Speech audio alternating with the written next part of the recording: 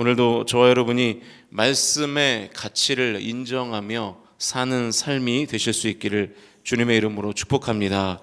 오늘은 마가복음 20번째 시간입니다. 무엇을 저울에 올릴 것인가 라는 제목으로 하나님 말씀 나누겠습니다.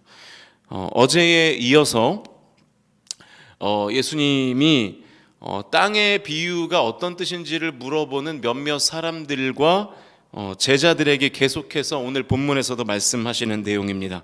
21절 말씀 같이 읽어보겠습니다. 시작.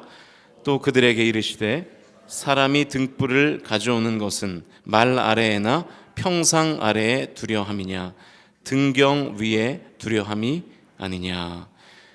등불은 뭔지 잘 아실 것 같고요. 이 말은 동물이 아닙니다. 홀스가 아니라 보울이에요. 그러니까 우리가 한 말, 두 말 그런 얘기 하잖아요. 그 그릇을 얘기하는 거예요. 둥근 그릇을. 그 큰 그릇 아래에나 평상 아래에 등불을 두면 불이 잘 퍼져나가지 않겠죠. 그래서 그런 데에는 등불을 두지 않는다는 것이죠. 등불은 등경에 두는 것이다. 이 등경은 다른 말로 하면 등대인데요. 등불을 놓는 받침대를 의미하는 것입니다. 유대인들이 살던 집에는 이 벽의 위쪽에 등불을 달 수 있도록 이렇게 뾰족하게 등대가 양쪽으로 튀어나와 있습니다. 그래서 거기에 이제 등불을 올려 놓는 것이죠.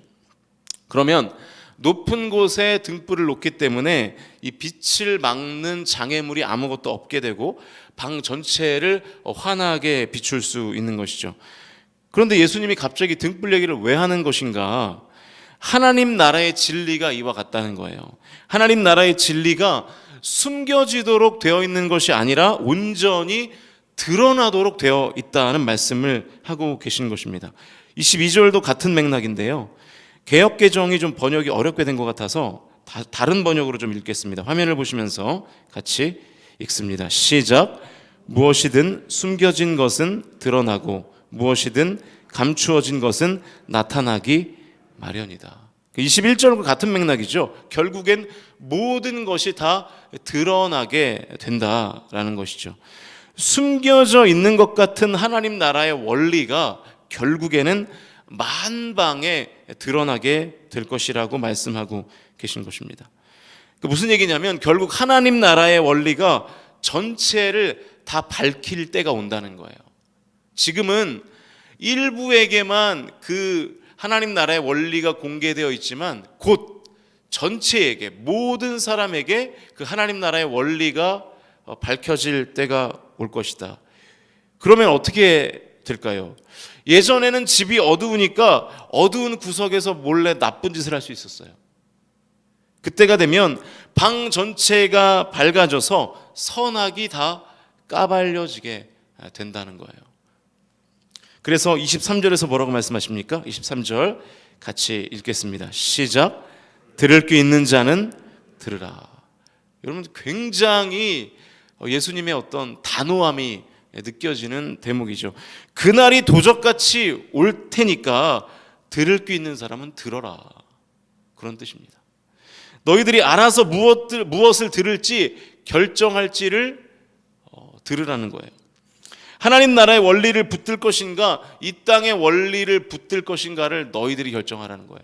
그런데 너희들의 결정에 대해서 책임지는 그날이 오게 될 것이다 말씀하시는 것이죠. 그 선택에 대한 결과는 스스로 책임져야 된다는 말씀을 그 뒤에 계속해서 하시는데요. 24절을 읽겠습니다. 시작. 또 이르시되 너희가 무엇을 듣는가 스스로 삼가하라. 너희의 헤아리는 그 헤아림으로 너희가 헤아림을 받을 것이며 더 받으리니. 자, 무엇을 들을 것인가를 조심하라고 말씀하시면서 이 헤아림이라는 시장 용어가 나와요. 이 헤아리다는 시장에서 저울의 무게를 잴 때 썼던 용어입니다. 당시에요. 그것을 헤아리다라는 표현으로 썼어요. 너희들 저울에 무엇을 올려서 무게를 잴 거냐? 하나님 나라의 원리의 가치를 깨닫고 그 원리를 저울에 올려서 무게를 잴 거냐? 그 사람은 올린 만큼 더 받게 될 것이다 라는 주님의 말씀인 것이죠. 올린 만큼 받게 될 것이고 덤으로 더 받게 될 것이다. 여러분, 시장 가면 좋은 게 뭡니까? 그러고 보니까 시장을 안 가본 지 정말 오래됐네요. 마트만 다녔지 시장을 뭐 거의 갈 일이 없잖아요. 시장 가면 좋은 게 뭐예요? 저울에 야채를 사면 올려주고, 그 다음에 어떻게 해주죠? 덤으로 좀 이렇게 더 주잖아요. 그러니까 그런 것과 마찬가지로 하나님 나라의 원리를 저울에 올리면 그만큼 주고, 거기에서 끝나지 않고 덤으로 더 주신다는 거예요. 25절은 반대의 경우인데요. 25절도 읽겠습니다. 시작. 있는 자는 받을 것이요 없는 자는 그 있는 것까지도 빼앗기리라. 저울의 개념으로 25절을 설명하면 이렇게 되죠. 하나님 나라의 원리가 아니라 다른 것에 가치를 두고 그 가치를 저울에 올려서 재려고 하는 사람은, 그 다른 가치에만 혈안이 되어 있는 그 사람은 그 있는 것마저 어떻게 된다고요?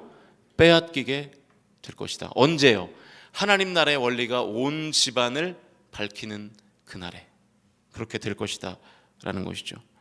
여러분, 분명히 기억하십시오. 결국 하나님 나라의 원리가 만방에 드러나는 그날이 오게 될 줄로 믿습니다.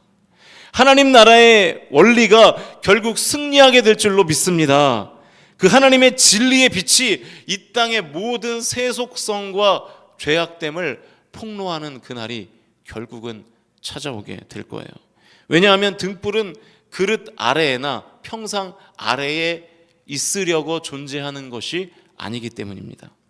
하나님의 진리의 빛이 결국 모든 것을 비추게 될 때 내가 어디에서 무엇을 하고 있느냐가 그만큼 중요한 것이죠. 하나님의 가치를 저울에 올리고 있을지, 아니면 세속의 가치만 저울에 올리고 있을지, 우리가 그날이 언제 올지는 모르거든요. 하나님의 진리의 빛이 온 세상을 아직 환하게 비치지 않는 이유는 뭔가요? 주님이 좀 빨리 오셨으면 좋겠다, 그런 생각을 해보신 적 있어요?